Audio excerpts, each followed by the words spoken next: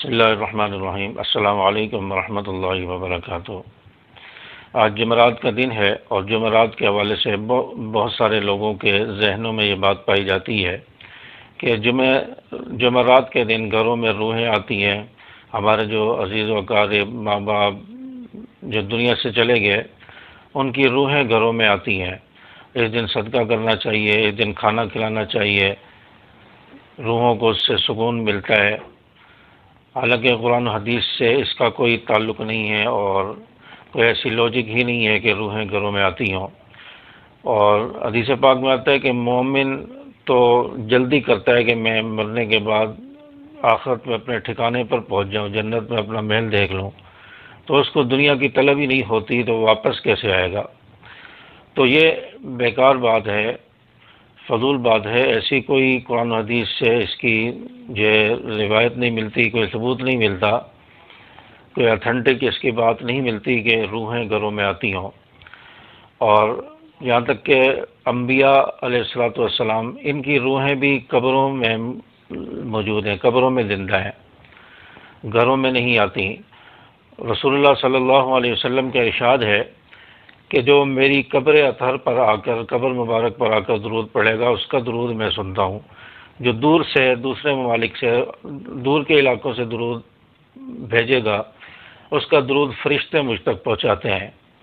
تو آپ صلی اللہ علیہ وسلم کی روح بھی قبر تک موجود ہے، اس حجرے تک، روضہ رسول کے تک محدود ہے، وہ بھی گھروں تک نہیں آ سکتی، تو پھر عام انسان کی روح کیسے آ جائے گی اور عام انسان کی روح کیسے گھروں میں آئے گی؟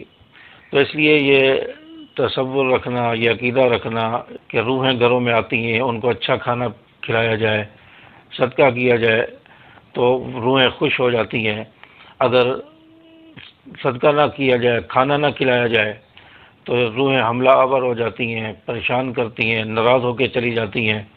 تو یہ اس طرح کے باطل عقائد تو یہ غلط ہیں، اس عقیدے کو چھوڑ دینا چاہیے، اس ذہنیت اور اس خیالات کو چھوڑ دینا چاہیے، ترک کر دینا چاہیے جس کا ثبوت ہی کوئی نہ ہو۔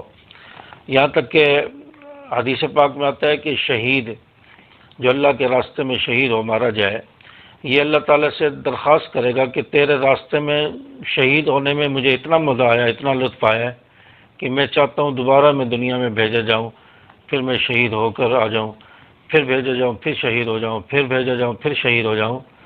تو اس شہید ہونے میں، اللہ کے راستے میں مارے جانے میں اتنا لطف اور مزہ ہے کہ میں بار بار یہ لطف حاصل کرنا چاہتا ہوں۔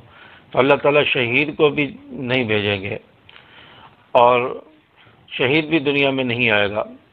اسی طرح سورۃ یاسین کے اندر ایک بزرگ حبیب نجار کا واقعہ موجود ہے، وہ بھی اللہ سے فریاد کریں گے کہ میں اپنی قوم کے پاس چلا جاؤں، ان کو جا کر بتاؤں کہ اللہ تعالیٰ نے میرے ساتھ کیا اعزاز و اکرام کا معاملہ کیا ہے۔ قال یا لیت قومی یعلمون، کاش کہ میری قوم بھی جان لیتی کہ میرے ساتھ اللہ نے کیا اعزاز و اکرام کا معاملہ کیا ہے۔ تو اللہ تعالیٰ اس بزرگ کو بھی واپس نہیں بھیجیں گے، کوئی ایسا سلسلہ نہیں ہوگا کہ یہ اپنی قوم کو بتا سکیں یا قوم کے پاس آ سکیں۔ تو دنیا سے جو چلا گیا وہ واپس نہیں آئے گا، اس کے اور آخرت کے درمیان ایک آڑ آ گئی ہے برزخ کی، وَمِن وَرَائِهِمْ بَرْزَخٌ إِلَىٰ يَوْمِ يُبْعَثُونَ، کہ وہ قیامت کے دن اٹھائے جانے تک وہ واپس دنیا میں نہیں آ سکتا، اس کی روح بھی نہیں آ سکتی۔ اور دوسری بات، روحیں کیوں آئیں گی واپس؟ کیا وہ یہ دیکھنے کے لیے آئیں گی کہ میرے مال، میرے جائیداد پر میرے گھر والے کس طرح جھگڑ رہے ہیں، کس طرح تقسیم ہو رہا ہے، کون میرے مال کو نقصان پہنچا رہا ہے، کون چیزیں توڑ رہا ہے، کون کیا کر رہا ہے؟ تو یہ لڑائی جھگڑے اور یہ پریشانیاں، یہ چیزیں دیکھنے کے لیے روحیں آئیں گی۔ اس سے تو ان کی پریشانی اور بڑھے گی، اس سے تو ان کو خوشی اور راحت تو حاصل نہیں ہوگی۔